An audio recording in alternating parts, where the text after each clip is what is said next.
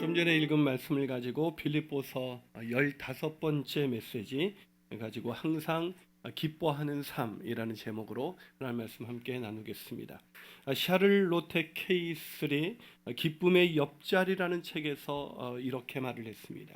삶의 단순한 모습에서 기쁨을 느끼지 못할 때 우리는 쉽게 지친다.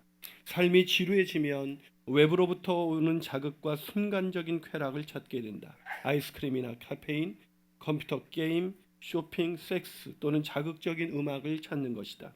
물건을 사들이면서 텔레비전을 보거나 담배를 피우면서 영혼이 아닌 외부로부터의 기쁨을 찾으려고 애쓴다. 여러분 정말 그렇지 않습니까? 외부적인 그런 자극과 쾌락과 즐거움을 추구하는 것이 우리가 살아가는 삶의 일상입니다. 뭔가 더 재미있는 것이 없을까? 그래서 맛집을 찾아다니기도 하고 쇼핑을 하기도 하고 게임을 하기도 하고 또 음악을 듣기도 하고 여행을 하기도 합니다. 하지만 그런 외부적인 자극으로 인해서 얻게 된 즐거움은 그렇게 오래 가지 않아서 시간이 지나게 되면 우린 또다시 지루해지는 일상으로 돌아오게 되죠. 그래서 더 큰 자극을 원합니다. 더 맛있는 것, 더 좋은 것, 더 아름다운 것, 더 재미있는 것을 끊임없이 찾게 되지요. 하지만 역시 그때뿐 또다시 재미없는 일상으로 돌아오게 되는 것을 막을 수가 없습니다. 우리 인생 늘 기쁨을 추구하지만 늘 기뻐할 수 없는 것이 바로 우리 인생의 일상이죠. 그런데 오늘 사도 바울이 본문에서 놀라운 이야기를 합니다. 항상 기뻐하라고 말을 하고 있습니다. 여러분, 아니 이게 가능할까요?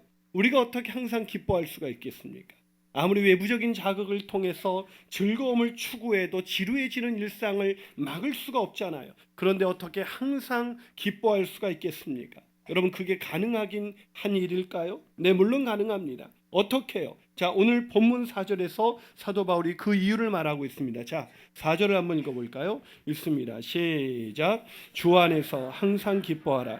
내가 다시 말하노니 기뻐하라. 어디에서 기뻐하라고요? 주 안에서입니다. 외부적인 자극을 통해서가 아니라 주 안에서 기뻐할 때 항상 기쁨을 유지할 수 있다는 것입니다. 그래서 마틴 로이드 존스는 항상 평안하라는 책에서 이렇게 말합니다. 결코 우리를 실망시키지 않는 것이 단 한 가지가 있습니다. 그것은 주 안에서 기뻐하는 것입니다. 그렇습니다. 주 안에 있을 때만이 지속되는 기쁨, 빼앗기지 않는 기쁨, 영원한 기쁨을 누릴 수가 있습니다. 아멘이십니까? 그래서 사도 바울은 빌립보서를 통해서 우리가 기쁨을 빼앗기지 않고 항상 기쁨을 유지할 수 있도록 주 안에 있으라는 얘기를, 주 안에라는 단어를 굉장히 반복해서 말하고 있습니다. 아마 여러분이 이 빌립보서 강의를 들으면서 주 안에라는 이 단어를 벌써 몇 번을 들었을 것입니다. 심지어 오늘 본문 빌립보서 4장에 들어서도 벌써 3번을 말하고 있습니다. 첫 번째 뭐예요? 주 안에 서라. 두 번째, 주 안에서 같은 마음을 품으라. 주 안에서 항상 기뻐하라. 계속해서 주 안에서 주 안에 있을 때만이 기쁨을 유지할 수 있다고 우리에게 가르쳐주고 있는 것입니다. 하지만 문제는 우리가 주 안에서 기쁨을 찾기보다는 외부적인 자극을 통해서 기쁨을 쉽게 얻을 수 있는, 즉 주 밖에서 기쁨을 찾고 있다는 것입니다. 그런데 아이러니하게도 누구보다도 기쁨을 찾는데 기쁨은 없습니다. 우리는 늘 기쁨을 추구하면서 살아갑니다. 재미를 추구하면서 살아갑니다. 행복을 추구하면서 살아갑니다. 그런데 아이러니하게도 기쁨이 없습니다. 여러분의 얼굴만 봐도 증거가 되지 않습니까? 2주일 동안 얼마나 재미가 없으셨으면 그렇게 심각한 얼굴로 오늘 우리가 여기 앉아 있겠습니까? 여러분, 우리 인간이 기쁨을 추구하는데 기쁨이 없어요. 그런데 어떻게 항상 기뻐할 수 있을까요? 그것은 주 안에 있을 때 가능한 것입니다. 그런데 문제는 우리가 주 안에서 항상 기뻐하는 삶이 어떤 삶인지 잘 모른다는 거예요. 자, 주 안에서 항상 기뻐하는 삶, 이 삶이란 어떤 삶일까요? 첫 번째로 모든 사람에게 관용을 베푸는 삶입니다. 주 안에서 항상 기뻐하는 삶이란 모든 사람에게 관용을 베푸는 삶이에요. 왜요? 관용을 베풀지 않는 한 기쁨은 존재할 수가 없습니다. 여러분, 아니 목사님, 관용을 베푸는 것과 주 안에서 기쁨을 갖는다는 것이 무슨 상관관계가 있습니까? 네, 있습니다. 물론 있습니다. 아주 깊은 상관관계가 있습니다. 여러분 생각해 보세요. 관용을 베풀지 않는 사람의 얼굴에 미소가 존재할 수 있을까요? 관용을 베풀지 않는 사람을 우리가 주 안에 있다라고 말할 수 있을까요? 무슨 말입니까? 그렇습니다. 주 안에서 항상 기뻐하는 삶을 살기 위해서는 무엇보다도 관용을 베푸는 삶을 살아야 한다는 것입니다. 왜냐하면 살아가면서 인간관계에서 오는 갈등만큼이나 우리의 기쁨을 빼앗아가는 것은 없기 때문입니다. 아니, 주님과의 관계를 깨뜨리는 것도 없기 때문입니다. 그 마틴 로이드 존슨은 앞서 인용한 책에서 이렇게 말한 것입니다. 그리스도인으로서 인격이 이 관용이라는 측면이 존재하지 않는 한 완전할 수가 없다.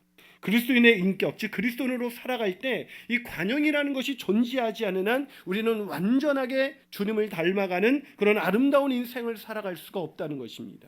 그래서 사도 바울은 오늘 본문에서 주 안에서 기뻐하라 이 얘기를 하자마자 뜬금없이 그 다음에 무슨 얘기를 합니까? 자, 오늘 본문 5절입니다. 자, 5절을 같이 읽어보겠습니다. 시작. 너희 관용을 모든 사람에게 뭘 알게 하라고요? 모든 사람에게 너희 관용을 알게 하라는 것입니다. 하지만 그래도 그렇지 아무리 관용이 기쁨에 항상 기뻐하는 삶에 있어서 굉장히 중요하다는 것을 알아도 그렇지 이 본문은 받아들이기가 쉽지가 않습니다. 오늘 본문에서 누구에게 관용을 베풀라고 돼 있어요? 자세히 보세요. 본문 5절을 보면 절 자세히 보라는 게 아니라 성경을 자세히 보면 누구에게 관용을 베풀라고 돼 있어요? 모든 사람입니다. 여러분 이게 받아들일 수가 있습니까? 어떤 사람이 아니라 모든 사람입니다. 거기에는 우리가 도저히 용납하기 힘든 사람, 나에게 깊은 상처와 아픔을 준 사람이 있습니다.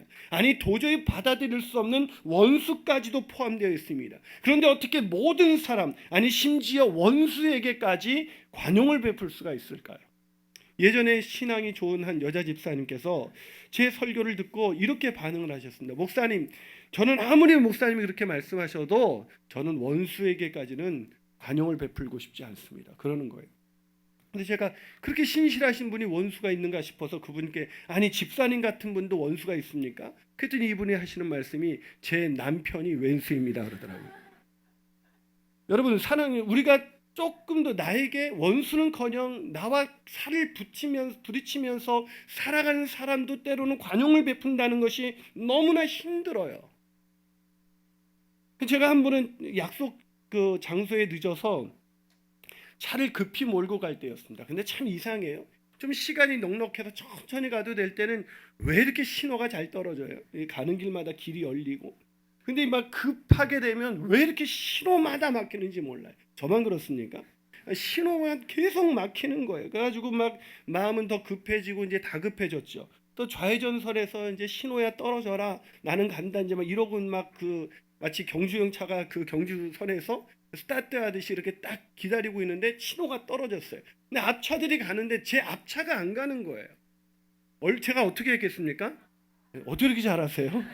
제가 빵 그랬죠. 그런데도 이 사람이 안 가요. 제가 어떻게 했을까요? 빵빵. 어떻게 이렇게 잘하세요? 빵 가지고 안 되는 거죠. 이제 빵빵 이렇게 했죠. 그런데도 안 가도 그제서야 이 차가 차를 움직이면서 좌회전을 딱 했는데 이 차가 돌아서자마자 제 앞에서 신호가 끊어진 거예요. 제가 그 순간 어떻게 했을까요? 제가 그럴 수도 있지. 이랬다면 제가 얼마나 좋았을까요? 그게 안 되는 거예요. 제가 목사인데도 에이씨 막 강아지 뭐 이렇게 고양이 막 찾고 얼마나 열받는지 모르겠습니다. 사랑하는 여러분, 목사인 저도 사소한 일에도 관용을 베푼다는 게 정말 쉽지가 않아요. 그런데 우리가 어떻게 모든 사람에게, 그것도 나에게 깊은 상처와 아픔을 준 사람에게까지 관용을 베풀 수가 있겠습니까? 우리가 왜 그런 사람들에게까지 관용을 베풀어야 하나요? 그 이유를 사도 바울이 오늘 본문 5절에서 말하고 있습니다. 자, 본문 5절 다시 한번 읽어볼까요? 시작. 너의 관용을 모든 사람에게 알게 하라. 주께서 가까우시느니라. 뭐라고요? 주님께서 가까우셨다는 것입니다. 순간 제가 고개가 끄덕거려서 주님이 가까이 오셨다면 나는 어떻게 내가 행동을 할까? 여러분, 그 가까이 오신 주님이 어떤 분이세요?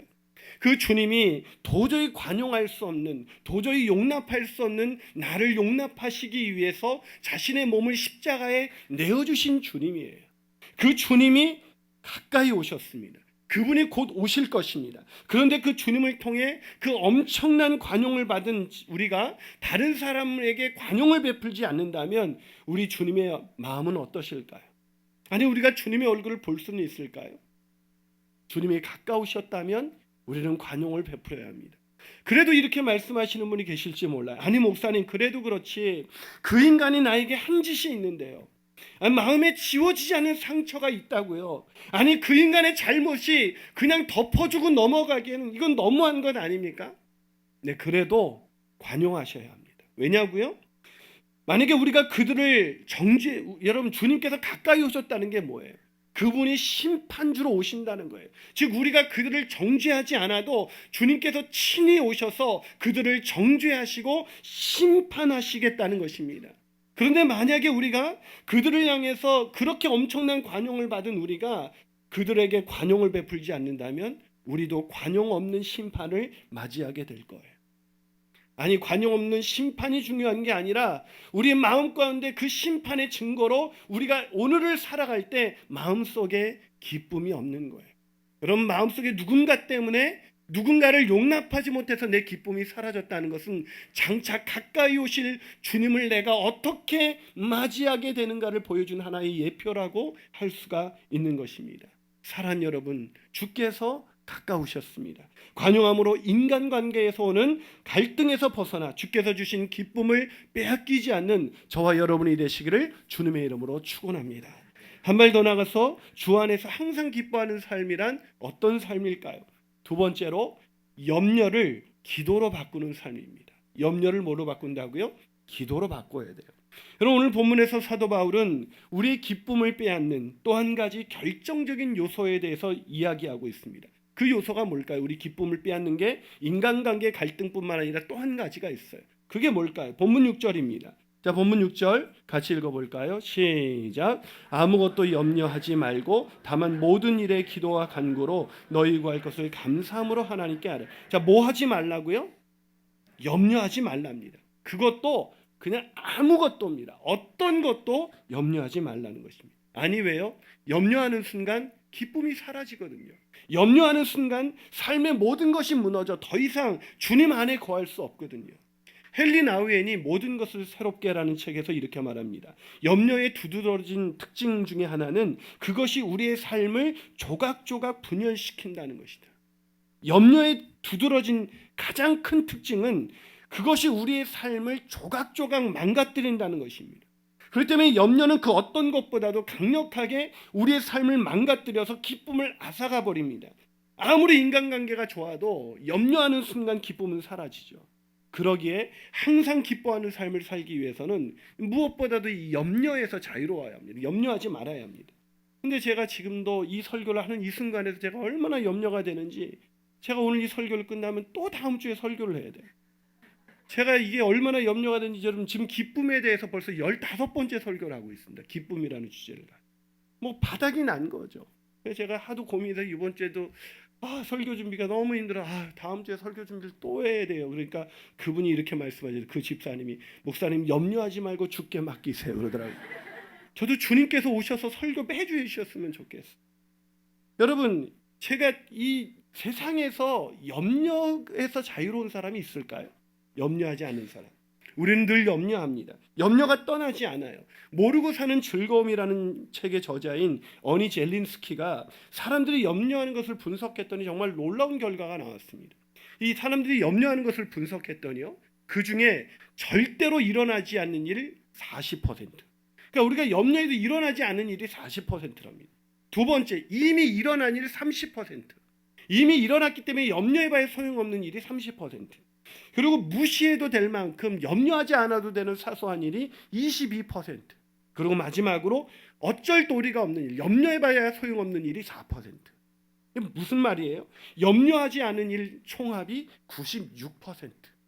무슨 말입니까? 염려하지 않아도 되는 일을 우리는 늘 염려하고 살고 있다는 거예요. 제가 이 분석을 보고 나서 더 절망이 찾아왔습니다. 우리는 염려에서 천상 벗어날 수가 없겠구나. 염려하지 않아도 되는 일을 이렇게 염려하면서 살아가는데 우리가 어떻게 염려에서 자유로워질 수가 있을까요? 우리는 염려에서 자유로워질 수가 없습니다. 그래서 우리가 기쁨을 잃어버리는 거예요. 우리의 마음 가운데 늘 근심과 염려가 떠나지 않기 때문에 나도 모르게 얼굴이 굳어지고 내 얼굴에 미소가 사라진 채 오늘을 살아가고 있는 것입니다. 그런데 놀랍게도 우리가 염려에서 벗어날 수 있는 방법을 오늘 사도 바울이 우리에게 가르쳐 주고 있습니다. 자, 그게 본문 6절에서 7절입니다. 자, 본문 6절에서 7절 같이 읽어볼까요? 시작. 다만 모든 일에 기도와 간구로 너희 구할 것을 감사함으로 하나님께 아뢰라. 그리하면 모든 지각에 뛰어난 하나님의 평강이 그리스도 예수 안에서 너희 마음과 생각을 지키시리라. 자, 어떻게 하라고요? 어떻게 하면 염려에서 벗어나 하나님의 평강, 즉 염려가 없는 그런 기쁜 인생을 살 수 있다고요? 그것은 기도하라는 것입니다. 다만 모든 일에 기도와 간구로 감사할 것을 하나님께 아뢰라는 것입니다. 아니 목사님, 기도한다고 염려가 사라지나요? 네, 사라집니다. 어떻게 해요? 어떻게 기도한다고 염려가 사라질 수가 있습니까? 이 기도할 때 하나님의 평강이 우리의 마음과 생각을 지키기 때문입니다. 여러분, 이게 왜 중요하냐면요, 여러분 염려가, 생각해 보세요. 어디서부터 오죠? 염려라는 것은 우리 마음과 생각에서부터 옵니다. 여러분, 자식을 딱 마음에 생각하는 순간 뭐가 찾아오죠? 염려가 걔가 취업은 잘 될래나, 학교는 잘 갈래나, 잘 다닐래나, 뭐 사고는 안 당할래나. 우리는 누구 사랑하는 사람을 생각하는 순간 마음에 뭐가 찾아와요? 염려가 찾아옵니다.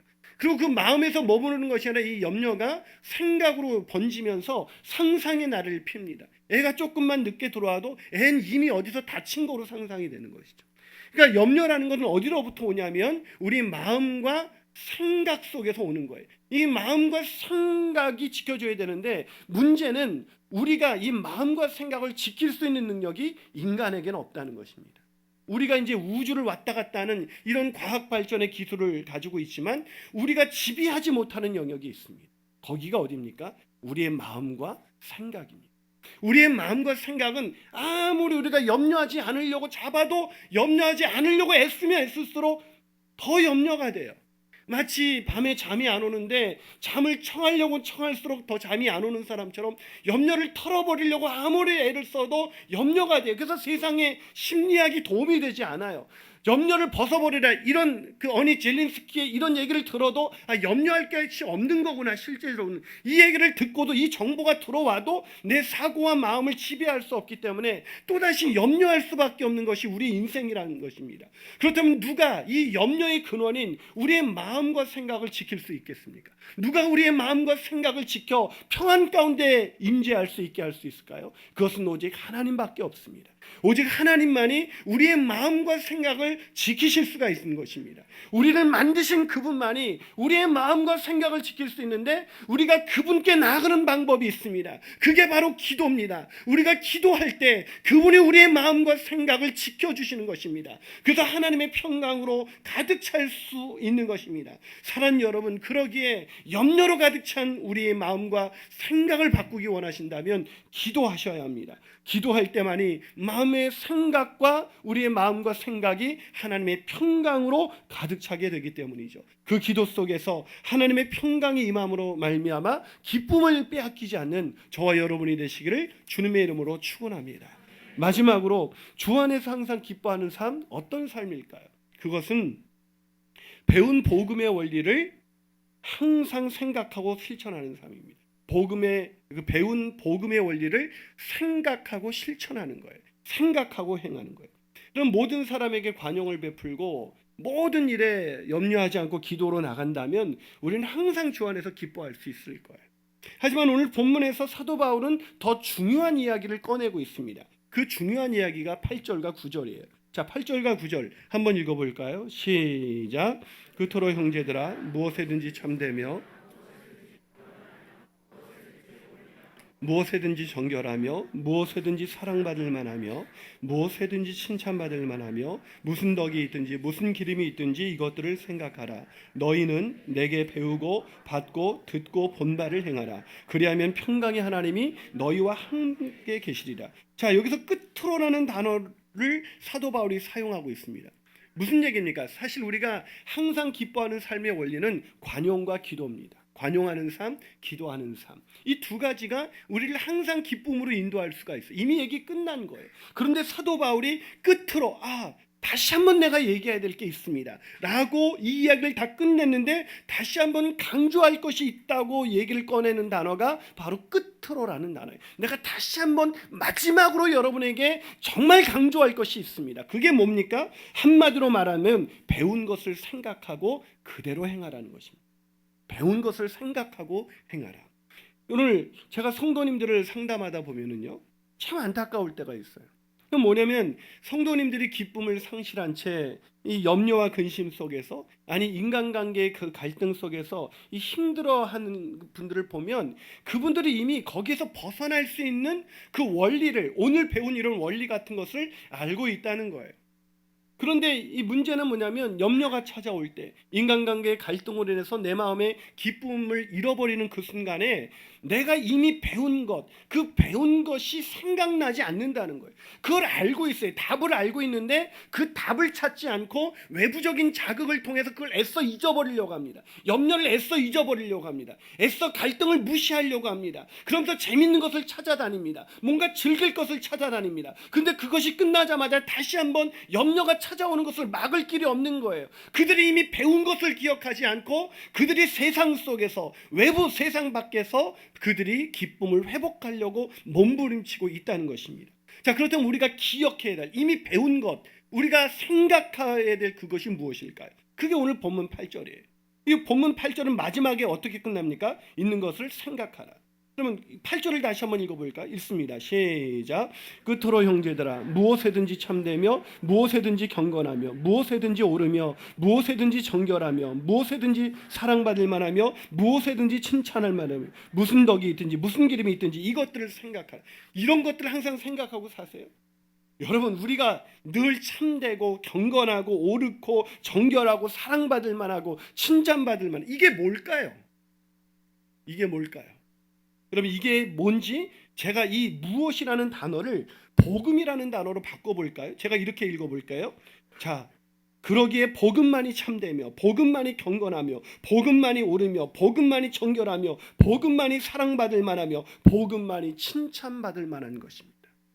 자, 무슨 말을 사도 바울이 지금 하고 있는 것입니까? 주 안에서 항상 기뻐하는 삶을 산다는 것은 우리의 생각과 행동 전체가 바로 우리가 받아들인 복음, 우리가 배운 복음, 우리가 알고 있는 그 복음에 의해 온전히 다스려질 때 가능하다는 것입니다. 사랑하는 여러분, 복음이 무엇입니까? 복음의 요약 구절인 로마서 5장 8절을 기억하십니까? 자, 로마서 5장 8절 한번 같이 읽어보겠습니다. 시작. 우리가 아직 죄인 되었을 때 그리스도께서 우리를 위하여 죽으심으로 하나님께서 우리에 대한 자기의 사랑을 확증하셨니. 자, 언제 하나님께서 외아들 예수 그리스도를 보내셨다. 이게 복음입니다. 여러분, 하나님이 외아들 독생자 예수 그리스도를 우리를 위해서 보내신 이 예수 그리스도가 우리에게 복음이죠. 근데 이게 왜 복음일 수 있습니까? 우리가 아직 죄인 되었을 때. 언제 하나님께서 외아들을 보내주셨습니까? 우리가 좀 하나님의 뜻대로만 살려고 노력할 때에 우리가 회개하고 이제 다시는 그렇지 않겠습니까? 우리도 이제 뭔가 애들이 다시는 그러지 않을게, 이러면 좀 관용을 베풀 수 있지 않습니까? 그런데 애가 막 싸가지 없이 막 계속 행동하고 그럼 관용이 나오겠습니까? 매가 나오겠죠. 근데 하나님이 언제 우리를 받으시고 용납하셨습니까? 우리가 여전히 죄인이었을 때, 우리가 아직 여전히 하나님과 원수되었을 때, 그럴 때 하나님께서 우리를 용납하시기 위해서 그 아들 독생자 예수 그리스도를 십자가에 내어주신 것, 그것이 바로 복음입니다. 그래서 십자가에 내어주신 그 주님이 사흘 만에 부활하셔서 우리의 구주가 되시고 우리의 주님이 되신다. 이게 바로 복음입니다. 여러분, 우리 인생에서 복음을 생각한다면 용납 못할 사람이 있을까요? 도저히 용납할 수 없었던 나를 하나님께서 용납하시기 위해서 선택하신 것이 바로 주님의 십자가입니다. 하나님이 나를 용납하시기 위해서, 나와 화해하시기 위해서, 나를 내게 관용을 베풀기 위해서 주님이 선택한 방식은 자신의 외아들을 십자가에 내어주시고 죽은 지 사흘 만에 부활하시게 만든 것입니다. 사랑하는 여러분, 그 주님의 관용, 그 주님의 한없는 은혜, 그 주님의 한없는 사랑이 우리 마음 가운데 있다면, 그것을 생각한다면 우리는 관용을 베풀 수가 있는 거예요. 아니, 아들을 우리가 염려하면서 살잖아요. 무엇을 먹을까, 무엇을 입을까, 내일 어떻게 살아갈까 염려하는데 아들까지 내어주신 이가 그 아들과 함께 좋은 것을 너희에게 주시지 않겠느냐. 아들까지 내어주신 하나님께서 우리에게 좋은 것을 주신다는 것을, 그게 복음이에요. 아들까지 내어주신 그 하나님을 우리가 정말로 믿는다면 우리 인생에 다가오는 그 모든 고난과 역경 속에서 미래에 두려움이 있을지라도, 오늘 내가 당장에 무엇을 해야 될지 모르는 상황이라 할지라도 아들을 내어주신 그분이 우리 인생을 책임져 주지 않으시겠습니까? 그러게 복음을 생각하고 그 복음을 마음속 깊은 곳에 생각하는 순간 우리는 관용을 베풀 수 있고, 우리는 염려에서 벗어나 항상 기뻐하는 인생을 살아갈 수가 있는 것입니다. 세계적인 전도자인 빌리 그레엄 목사님이 사역을 마무리할 때 한 기자가 물었습니다. 목사님, 지금까지 수많은 나라와 지역에서 복음을 전했는데 지금까지 사역에 있어서 가장 아쉬운 점이 있다면 그게 무엇입니까? 그러자 빌리 그레엄 목사님이 대답했습니다. 나는 복음이 교회 밖에서만 필요한 줄 알았습니다. 그런데 지금 새삼스럽게 깨닫게 되는 것은 교회 안에 복음을 필요로 하는 사람이 더 많다는 사실입니다.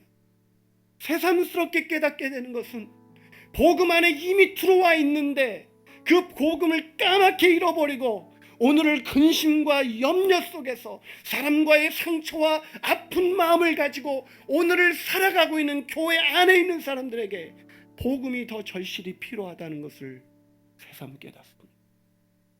사랑하는 여러분, 오늘 우리에게 필요한 것은 누군가 나에게 상처를 준 사람의 용서가 아니에요. 그 사람이 나에게 먼저 와서 그 사람의 누군가의 변화가 아닙니다.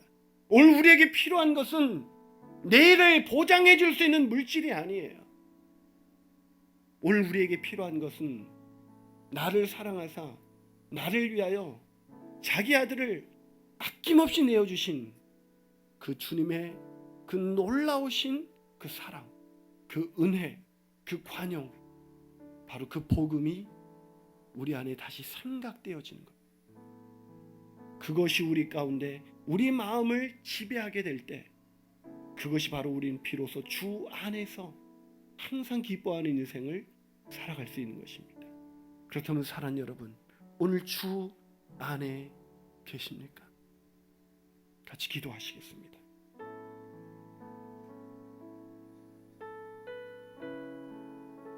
사랑하는 여러분, 기쁨을 잃어버리시진 않으셨나요? 슬픔 많은 이 세상에서 나에게 아픔을 준 그 누군가 때문에, 도저히 용납할 수 없는 그 사람 때문에 오늘 내 가슴은 애써 그 사람을 무시하고 살아가지만 어느새 얼굴에 기쁨은 사라진 채로 오늘을 힘겹게 살아가고 있지는 않습니까?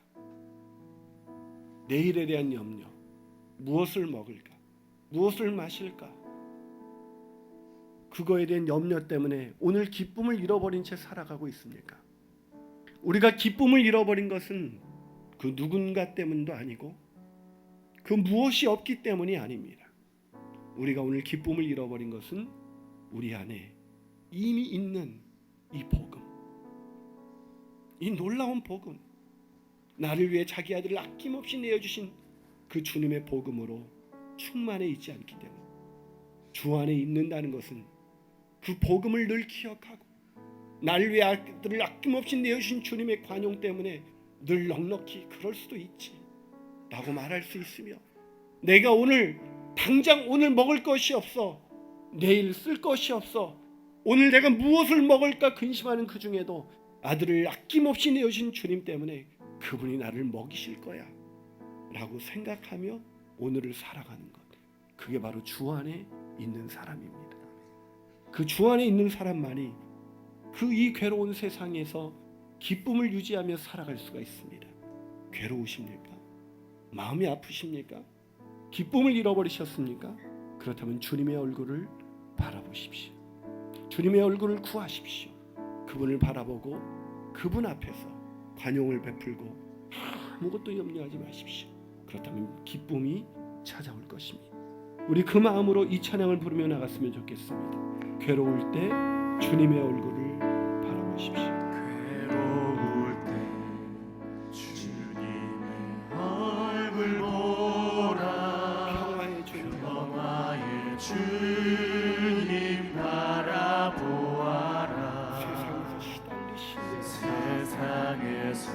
시달린 친구들아 위로의 주님 다시 한번 고백해볼까요? 괴로울 때 주님을 주님의 얼굴 보라 평화의 주님 바라보아라 세상에서 시달린 친구들아 위로의 주님 바라보아라 눈을 들어 주를 보라 내 모든 염려 주께 맡겨라 슬플 때에 주님의 얼굴 보라 편하게 주님 안식 주리라 눈을 들어 주를 보라 내 모든 염려 주께 맡겨라 슬플 때에 주님의 얼굴 보라 사랑의 주님 안식 주리라 힘이 없고 내 마음 연약할 때 능력의 주님 바라보아라 주님의 이름을 부르는 모든 주의 이름 부르는 모든 자들 힘주시고 늘 늘 지켜주시고 지켜주시고 눈을 들어 주를 보라 눈을 들어 주를 보라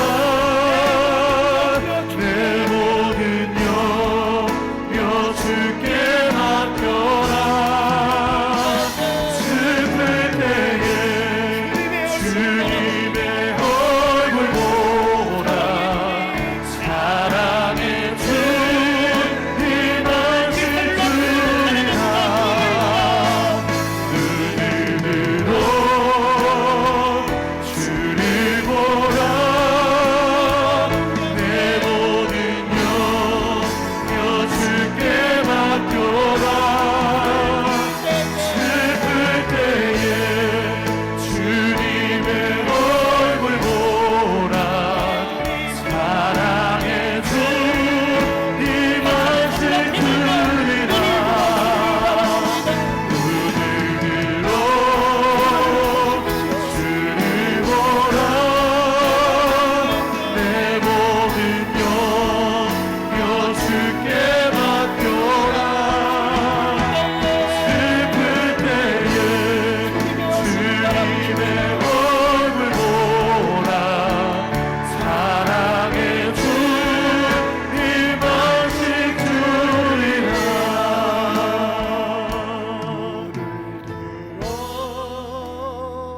주를 보라 내 모든 염려 주께 맡겨라 슬플 때에 주님의 얼굴 보라 사랑의 주님 안식 주리라 우리 함께 가슴에 손을 얹고 기도하시겠습니다. 슬프지 않습니까? 마음이 아프지 않아요? 웃을 수 없는 마음이지 않아요? 염려가 있지 않습니까? 불안하지 않으세요? 두려움이 있지는 않습니까? 그 모든 근심과 두려움과 슬픔과 아픔은 오직 주 안에서만 그 마음이 치유받을 수가 있습니다. 오직 주님 안에서만 세상에 싸우려 외적인 자극을 통해서 그 슬픔을 잠시 잊을 수는 있겠지만, 그 아픔을 잠시 잊을 수 있겠지만, 그 염려를 잠시 내려놓을 수 있겠지만, 진정한 평화와 진정한 기쁨은, 진정한 평강은 오직 주님 안에 있습니다. 하나님의 샬롬을 구하십시오. 세상에 시달린 친구들을 위해서, 그런 우리들을 위해서, 슬픔 뿌린 우리를 위해서 이 땅에 오셔서 우리를 위하여 아들을 아낌없이 내어주신 하나님, 그 하나님의 아들 독생자 예수 그리스도께서 바로 나 때문에 십자가에서 죽으시고 사흘 만에 부활하셔서 우리의 구주가 되시고 우리의 주님이 되십니다. 그러게 그 주님의 복음을 생각할 때 우리는 넉넉한 가슴으로 사람들의 마음을 이해할 수 있을 것입니다. 우리는 넉넉한 마음으로 우리의 돈 한 푼 없어도 내일을 열어가시고 책임져 주실 하나님의 능력을 우리는 믿을 수가 있습니다. 그 하나님을 신뢰함으로 그 주 안에서 항상 기뻐하는 인생 살게 하여 주시옵소서. 아멘. 아버지는 항상 기뻐하는 인생을 살아갈 수 있도록 모든 염려를 주님께 맡기게 하여 주옵시고, 슬플 때, 힘들 때, 두려울 때, 염려가 될 때 오직 주님만을 바라보는 인생이 되게 하여 주시옵소서. 아멘. 우리 간절한 마음으로 주님 한 번 부르고 기도하시겠습니다. 주여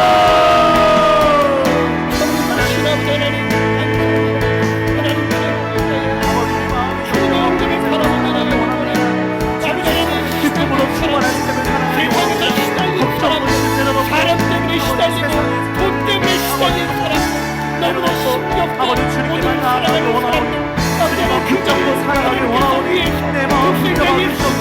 내 마음을 주님께 나아가길 인도하여 주시옵소서. 어려워 십자가에 사랑을 주시옵소서. 주님만 다시 한번 회복되고 다시 한번 주님의 가운데 주님 앞에 나아갈 수 있도록 주님 인도하여 주시옵소서. 일들을 구합니다. 주님 앞에 나아가길 원합니다. 주님 예배하게 해주시고 인도하여 주시옵소서. 우리의 소망이 주님의 바라보며 예배하시도록 인도하여 주시옵소서. 영과 은혜 가운데 모든 것과 하나님 주님께서 내 마음을 지키시고 주시고 역사하여 주시옵소서. 아버지 한번 바랍니다. 아버지 인내를 바랍니다.